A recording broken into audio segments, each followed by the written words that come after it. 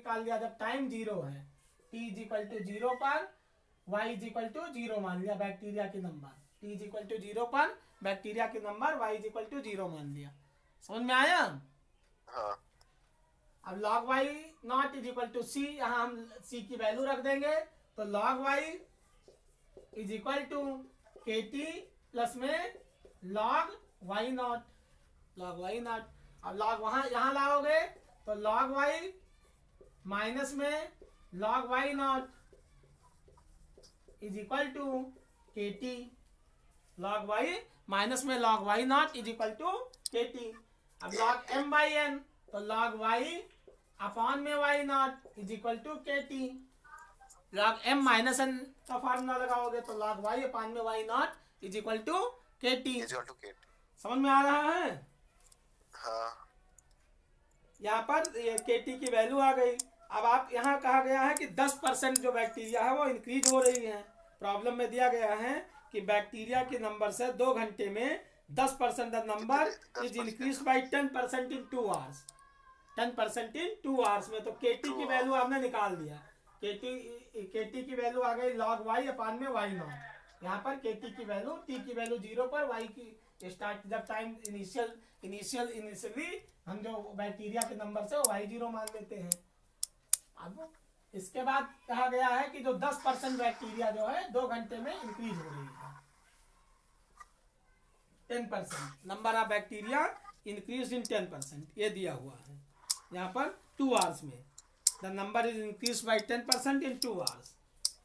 तो यहाँ ये दिया है कि y, जो y नंबर से बैक्टीरिया के नंबर, तो y is equal to y nought plus में 10% ऑफ किसका, y नॉट का, 10% ऑफ y नॉट।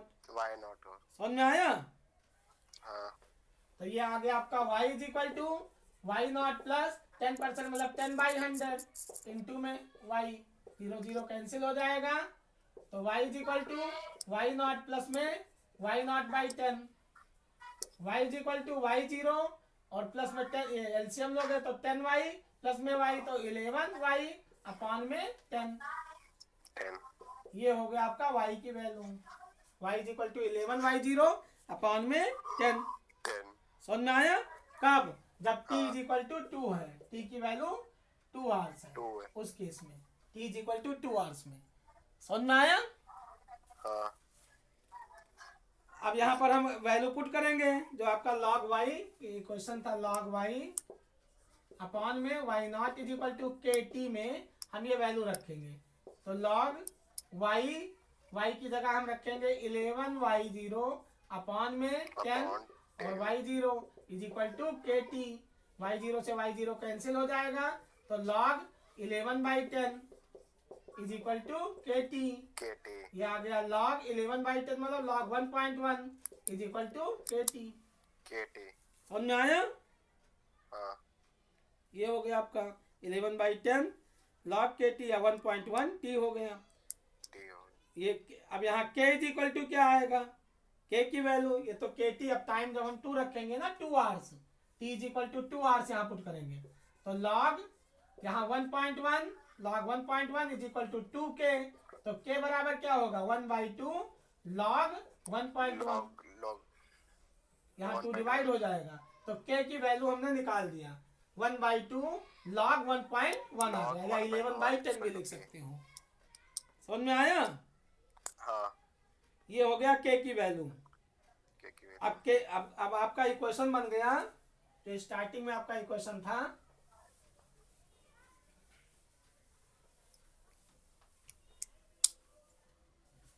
अब k की वैल्यू हम स्टार्टिंग में जो इक्वेशन था उसमें पुट करो, log y क्या था आपका इक्वेशन, पहला वाला इक्वेशन देखो, मिला? ये था ना log y अपॉन में y nought is equal to 1/kt था ना, k की वैल्यू रखो, तो log y अपॉन में y nought is equal to k की वैल्यू 1/2 log 1.1 और 1/, हाँ ये हो गया, k की वैल्यू पुट कर दिया ना, समझ में आया?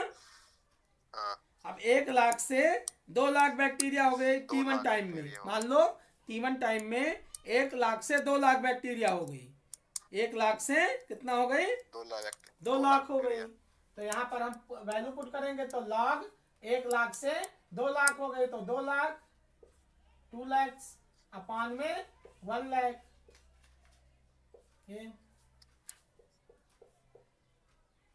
Is equal to 1/2 log 1.1 T1 time में मान लेते हैं। T1 टाइम में अब ये सारे कैंसिल हो जाएंगे तो log 2 अपान में 1/2 log 1.1 is equal to T1। यही आपका आंसर हो गया। T1 टाइम में log 2 अपान में 1/2 log 1.1। सर आवाज नहीं आ रही सही से आपकी। आवाज ये नहीं आ रहा है। नहीं आ रहा है, वो हल्का वो हो रहा है आवाज। अच्छा नहीं आ रहा पता नहीं क्यों। चलो ये इतना, यही आपका रिक्वायर्ड टाइम हो गया। तो log 2 अपान में 1/2 log 1.1 is equal to T1। तो T1 टाइम में मान लेते हैं बैक्टीरिया डबल हो गई T1 टाइम में, तो यहाँ T की जगह हम T1 रख देंगे। तो T1 is equal to 1/2 K की वैल्यू निकाल दिया था 1/2 log 11/10 या 1.1 आएगा 11/10 मतलब 1.1। अब यहाँ ये चीज मल्टीप्लाई है तो इधर आएगा डिवाइड हो जाएगा। तो log y upon y nought divided by this terms is equal to T1 time में मान लेते हैं कि बैक्टीरिया की नंबर डबल हो गई T1 टाइम में। तो T1 is equal to log 2 lakhs divided by 1 lakhs is equal to 1/2 log 1.1। अब यहाँ पर ये सारे जीरो कर जाएंगे log 2 और ये मल्टीप्लाई है T1 के साथ, इधर आएगा डिवाइड हो जाएगा। ये समझ में आ गया? हाँ। अब ये आपका क्वेश्चन नंबर 22 था। इसके बाद होमोजीनियस डिफरेंशियल इक्वेशन और लीनियर डिफरेंशियल इक्वेशन, दो और हैं इसमें, होमोजीनियस डिफरेंशियल इक्वेशन और लीनियर डिफरेंशियल इक्वेशन, दो फॉर्म्स इसमें बचे हुए हैं। तो एक थोड़ा कंसेप्ट मैं आपको बता देता हूँ लीनियर डिफरेंशियल इक्वेशन का और होमोजीनियस फॉर्म का। 9.5 एक्सरसाइज में in each of the exercise 1 to 10 show that the given differential equation is a homogeneous, solve each of them।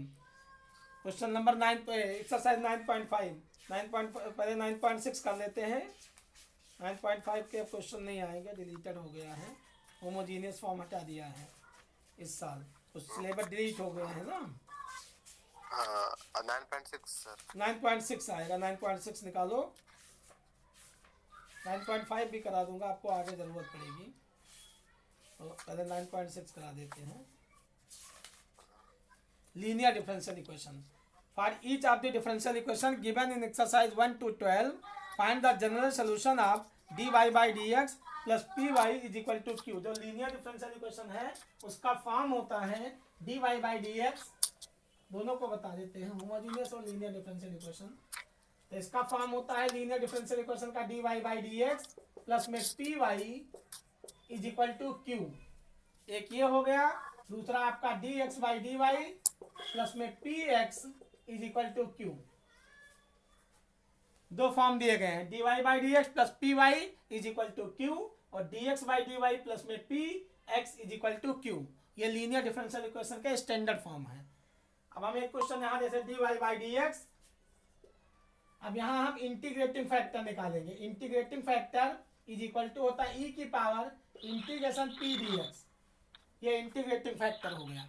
तो IF मतलब integrating factor is equal to e की power integration p dx, इस वाले case में, पहले वाले case में। Second case है, अब यहाँ फार्मूला होता है y into integrating factor is equal to integration q into integrating factor dx plus में c। ये होता है लीनियर डिफरेंशियल इक्वेशन का सोल्यूशन। y इंटू में IF मतलब integrating factor is equal to q into में इंटीग्रेटिंग फैक्टर dx प्लस में c। अगर ये सेकंड वाला फॉर्म है तो इंटीग्रेटिंग फैक्टर सेकंड वाले केस में IF is equal to integration e की पावर इंटीग्रेशन p dy होता है, और यहाँ x into integrating factor integration q into integrating factor dy plus में c हो जाएगा। समझ में आया? हाँ। तो यहाँ एक क्वेश्चन हम करते हैं, उसके बाद में आपको एक क्लियर समझ में आ जाएगा। सेपरेशन फॉर्म 3 ही फॉर्म्स इसमें। तो आप लीनियर डिफरेंशियल इक्वेशन का जो स्टैंडर्ड फॉर्म है dy by D X plus P Y is equal to Q और D X by D Y. आवाज नहीं आ रही है सही से, आवाज नहीं आ रही है। क्या आवाज नहीं आ रही है आपकी? आवाज नहीं आ रही है? नहीं आ रही है। अच्छा और वीडियो भी पता नहीं कैसे चल रहा है वो ग्रुप कर